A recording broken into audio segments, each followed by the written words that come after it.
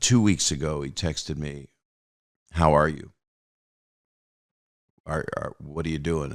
Are you doing stand up?" And I answered him with, much too many words. And then I didn't hear back. And then last week,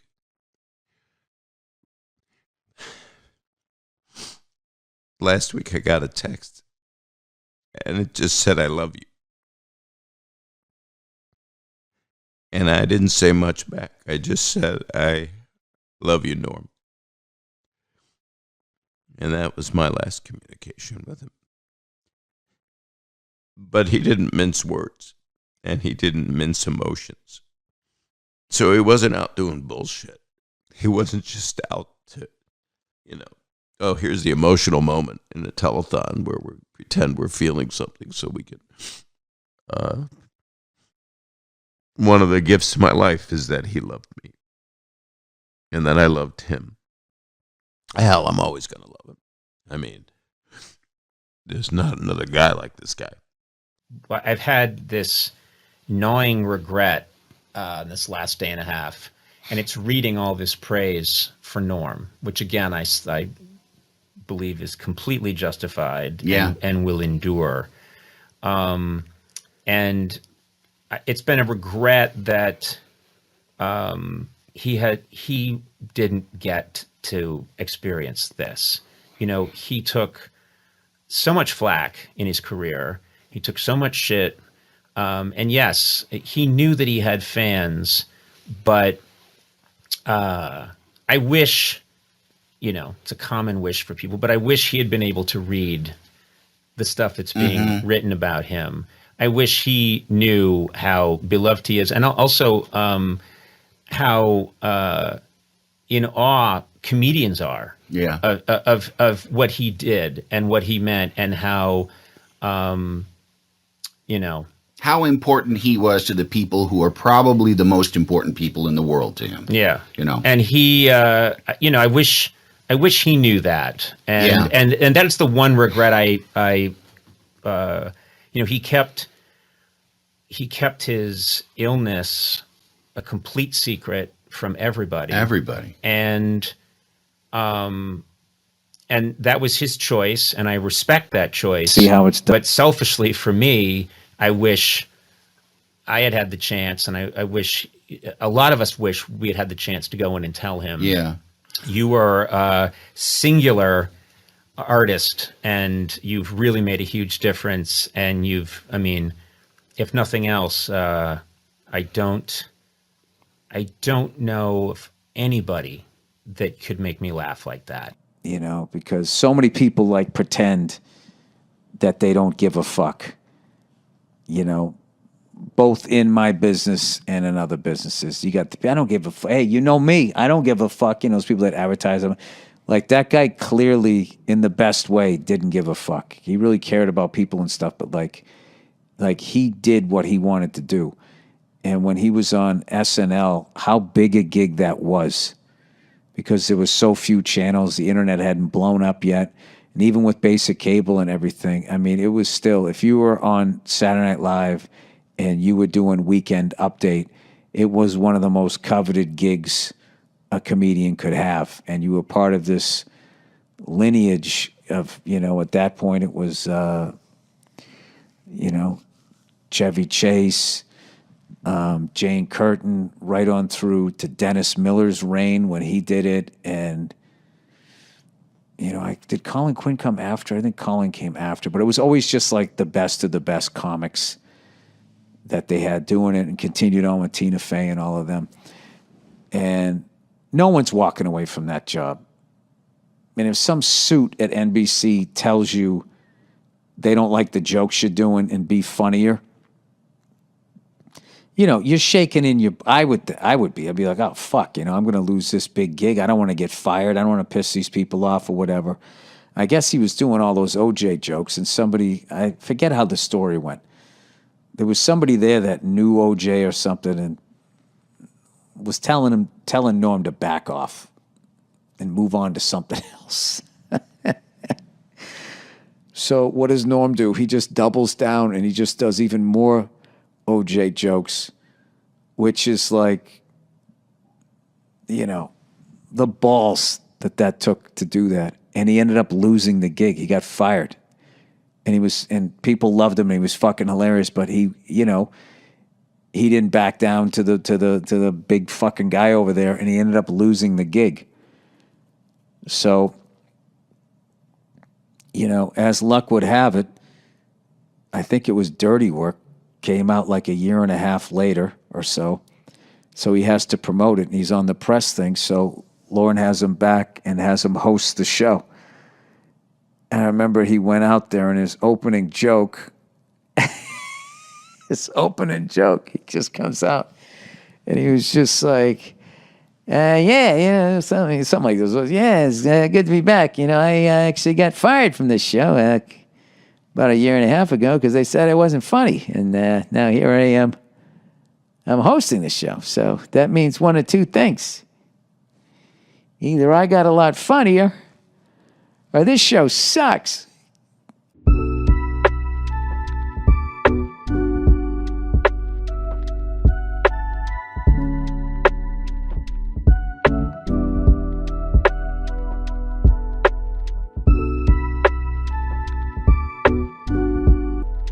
And one of the things that speaks to, you know, I was having a conversation with Jim Downey, and in the wake of Norm's death, and Jim Downey, and I was trying to get to what is it that made Norm so different, and he reminded me. He said, you know, on Weekend Update, we would do there's a dress rehearsal, which I know because I worked at Saturday Night Live.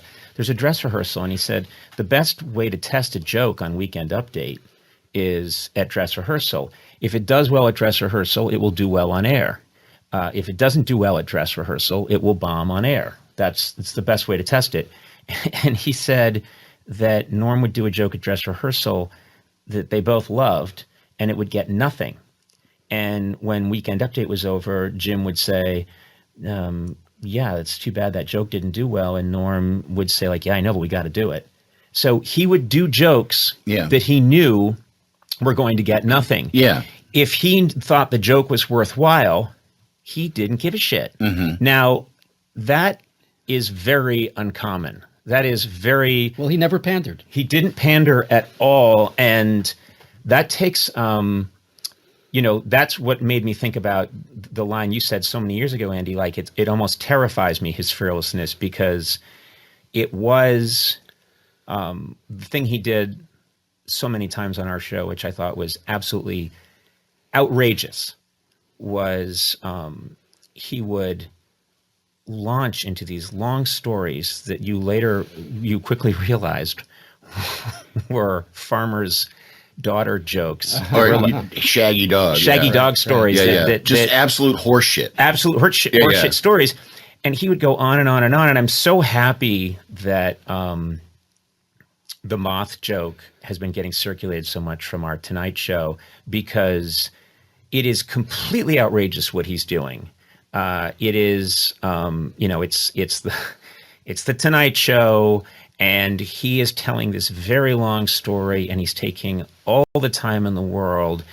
And I love it just because even though I was there, I'm delighted every time I see it. Yeah. I every time I see it, I'm delighted with it, because what he's doing breaks every rule. Brevity is the soul of wit. That is the rule. Yeah. Keep it, you know, and man, he completely, like Picasso, blew up the form. He goes and he tells this joke forever, and then finally gets to this punchline, and you can see that everyone's delighted, but he has broken every rule in the book. And I was talking to Lori Joe, and I asked her if it's okay if I related this, and she said it was okay. But she said that not too long ago, someone asked Norm about the moth story that he told on our Tonight Show, and that she said, the guy wanted to know what made you have the nerve to do that, and that he said that you know, it was that goddamn Frank Smiley. He said, I was only supposed to do one segment. And then suddenly in the commercial break, Frank came over and said, like, you're doing another one, because whenever I had Norm, I was greedy. I wanted more Norm. I always wanted more Norm. And so he didn't know that we were going to ask him to do a second segment. He had nothing planned, absolutely nothing planned. And so as recently as like not that long ago, I think this was a couple of months ago, he was telling somebody, damn it, that was Frank Smiley. Hey, get back out there. Conan wants more. So he heard that joke from Colin Quinn. And he did the segment, and it was he had 7 minutes prepared. Yeah. And so he basically, you say, you know, and then he's done. You say, we'll be right back with more Norm. And he goes, I've got nothing to say. Yeah. So then he remembered the Colin joke, and it was a 20-second joke. So he asked you, how long is the segment? And he was hoping you'd say 20 seconds. Right. But you said 7 minutes. Yep. So it became a 7-minute joke. Yeah, and he's doing that. This has to be understood. He's doing this on the fly. Yep. So his way to slow it down that he came up with on the fly is he invents... It's a Chekhov play. It's a Chekhov play. With Russian names. And there's a sadness, an ineffable sadness in life weighing on the character's soul. And and I'm thinking, you know, I've never met anybody who would take that chance and make that choice. And I'll never meet anybody like him again. He was the ballsiest comedian in the history of comedians. He was taking that, and he was saying, like, the joke doesn't matter. Like that, you know, watching that, seeing that clip again, you're getting to see his brain. Yeah. He's just showing you his brain. And the notion that the joke is the thing, the joke isn't the thing. No, it's the journey. It's taking a stroll through this guy's brain and hearing the choices that he makes and what he has to say. And, you know, and I think that was like, kind of what, like, there was so much of like what he, you know, would say, like, well, that doesn't matter, this matters, you know, and what mattered to him was his own self-expression, was spreading his own kind of genius and his own point of view. Like, there's a clip out, he did some roast, and I remember seeing it at the time. I can't remember who it was that he was roasting, but all his jokes are things. It was Bob Saget. Was it Bob Saget? Yes. And it was unbelievable. It was, but all the jokes were things like, you know, Bob often has a lot of things on, or, you know, Bob often has things on his mind. It's when he's wearing a hat. Like, it was all these dad jokes. Yo, let's talk about a real issue at hand. Trash piling up, it's time to take a stand. From plastic bottles to styrofoam cups, our planet's drowning, it's time to wake up. Garbage trucks roll, streets lined with waste, but where does it go? It's not a race to the landfill, a mountain of despair, but we can change course, show that we care. Trash talk, it's more than just words. It's about actions, the change we deserve. Reduce, reuse, recycle. That's the plan for a cleaner, greener earth. Let's take a stand. Trash talk, it's more than just words. It's about actions, the change we deserve. Reduce, reuse, recycle. That's the plan for a cleaner, greener earth. Let's take a stand. Single-use plastics, they gotta go. From straws to bags, it's time to say no. Bring your own cup, your own tote bag. Small steps add up, let's not lag. Sorting all waste is not that tough. Recycling centers, that's where it's rough. Separate paper, glass and cans. Give them a new life, that's the plan. Trash talk, it's more than just words. It's about actions, the change we deserve. Reduce, reuse, recycle. That's the plan for a cleaner, greener earth. Let's take a stand. But it's not just about the stuff we toss. It's about the mindset, there's no loss. Composting food waste, it's a win. Turning scraps to soil, let's begin. Educate the masses, from young to old. The future's at stake, let the story unfold. For the sake of our planet, our home sweet home. Let's clean up our acts, together we roam. Trash talk, it's more than just words. It's about actions, the change we deserve. Reduce, reuse, recycle. That's the plan for a cleaner, greener earth. Let's take a stand. Intentionally bombed. Right. And then I didn't even know this, but I remember feeling like, okay, Norm, I mean, these are funny, and you're funny doing them because you can't help but be funny. But this feels a little hostile, why are you breaking from what this, you were invited to a costume party and you came, in a tuxedo, whatever. He didn't play by the rules of the thing. Turns out the producers told him, really go for it, really get him. And Norm was like, yeah, you're going to tell me what to do. Here, I'll do this. I'll do the softest, lamest dad jokes I can come up with. Yeah. And it was just a fuck you to the producers. It looked weird at the time. It was funny in a way, but it still was just like, it was Norm doing what the fuck he wanted to do. It was still hilarious. Yeah. And it's like Norm couldn't not be funny. Yeah.